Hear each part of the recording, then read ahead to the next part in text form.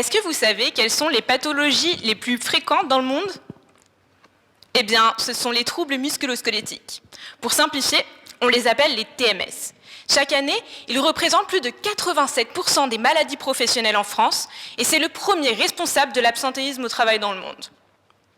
Pour vous expliquer rapidement ce que c'est, imaginez que dans le cadre de mon travail, je sois amenée à porter constamment des charges lourdes qui finissent par me provoquer des douleurs chroniques au cou, au dos, aux hanches et aux genoux.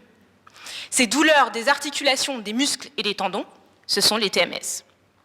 Ces pathologies peuvent toucher absolument tout le monde, pas seulement les travailleurs qui portent des charges lourdes, mais aussi les cadres supérieurs qui sont sous pression constante et qui, en plus de cela, sont quotidiennement statiques devant leur ordinateur. Une solution radicale et efficace qu'on pourrait envisager, eh bien, ce serait de ne plus travailler. Mais on ne va pas se mentir, tout le monde ne peut pas se le permettre, et c'est clairement pas en arrêtant de travailler qu'on va pouvoir payer nos factures à la fin du mois. Mais alors, est-ce que cela signifie que nous sommes toutes et tous amenés à avoir des TMS au cours de notre vie? Non, pas forcément, et la solution, c'est la prévention. Mais alors comment prévenir les TMS?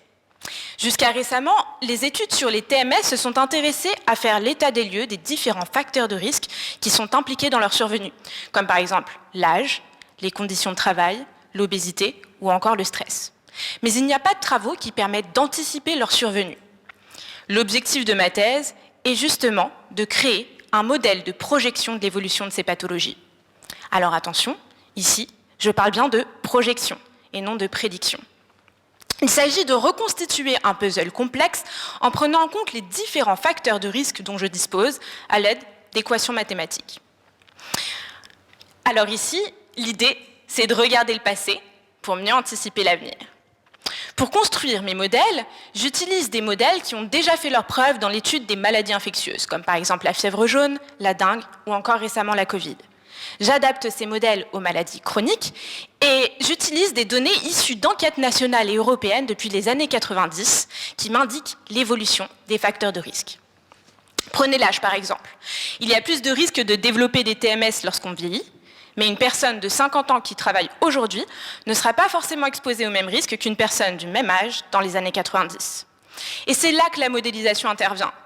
À partir de ces modèles, je peux simuler l'évolution des facteurs de risque de façon isolée ou simultanée.